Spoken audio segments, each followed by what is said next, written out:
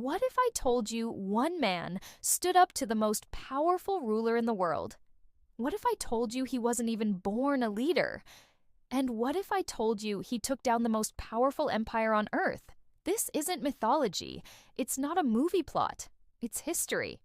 And it's the story of how a fugitive shepherd became the leader of a slave revolt that changed history forever.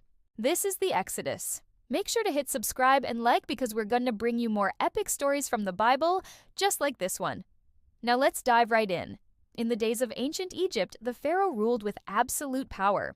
His word was law. His influence stretched across the known world. He was rich, revered, feared. In short, he was the most powerful man alive. But there was a secret he was trying to keep, a truth he was desperate to bury. The fact that his kingdom was built on the backs of slaves. Hundreds of thousands of Hebrews lived within Egypt, working endless hours for no pay. They were forced to build massive projects for the glory of the pharaoh. They couldn't leave once they were there. They couldn't speak their language. They were forbidden to practice their religion. They were treated like cattle. To put it simply, they were broken. One day, Pharaoh made a pronouncement that shook the Hebrew community to its core. Every Hebrew boy must be thrown into the Nile River. And so that's what started happening. Hebrew families watched helplessly as their sons were snatched away and dropped into the river. All except one. A young woman named Amram and her husband, Aminadab, refused to accept the fate laid out before them. They hid their baby, wrapped in a basket along the riverbank. Once Pharaoh's soldiers passed by, hoping the tiny vessel would float downstream until it was discovered by someone willing to help. And help came in the form of Pharaoh's very own daughter. She found the baby, took him in, and named him Moses, meaning drawn out. From that moment on, he grew up unaware of his true identity. He lived a life of privilege, learning everything the Egyptians knew. He was groomed for greatness. He was loved by his family. He was destined to rule. But despite all that, something was missing, a void inside him that he didn't understand. Little did he know that emptiness was linked to the inexplicable longing in the hearts of all Hebrews. You see, after Moses was taken in by Pharaoh's daughter, God spoke to him in a dream, giving him signs that would reveal his true identity. When Moses woke up, still confused and uncertain, he decided to visit his biological family. The moment he stepped into their humble home, everything inside him shifted. He felt a sense of belonging he'd never known.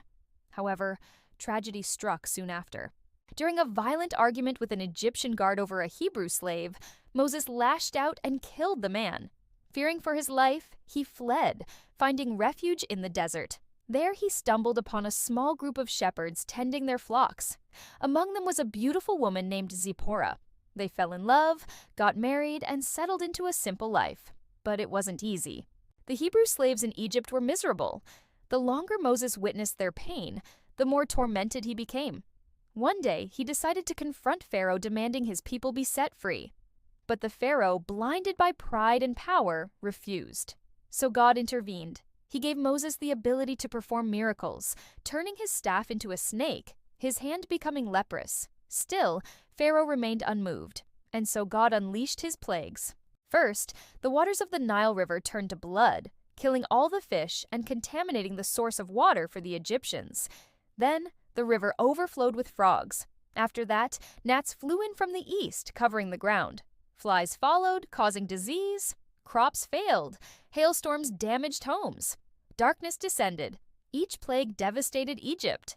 Yet Pharaoh's heart hardened with each passing test. Finally, the 10th plague arrived, a plague that would change history forever. That night, every firstborn son of Egypt perished, including Pharaoh's own son. But God passed over the houses marked by the blood of lambs, protecting the Hebrew children. It was an agonizing blow to Pharaoh, one that cracked the armor of his arrogance. Finally, he agreed to let the Hebrews go. Over 600,000 Israelites prepared to leave. Joy filled their hearts. They sang songs of freedom and gratitude. And as they marched away from the only home they'd ever known, Pharaoh changed his mind. Like a wounded animal, he sent his best soldiers to bring them back, dead or alive. The Israelites were trapped between the Red Sea and Pharaoh's army.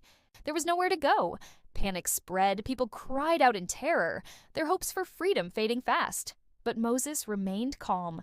As Pharaoh's chariots neared, he raised his staff, a beacon of hope against the darkness. "Part! Oh, see!" he cried. And in that moment, the impossible happened. The waters split apart, revealing a path of dry land. The Israelites walked through on foot. When Pharaoh's army followed, thinking they could claim victory at last, the water crashed down. Not a single soldier survived, and so the Israelites were free. Guided by a pillar of fire at night and a cloud by day, they left slavery behind, marching towards the unknown.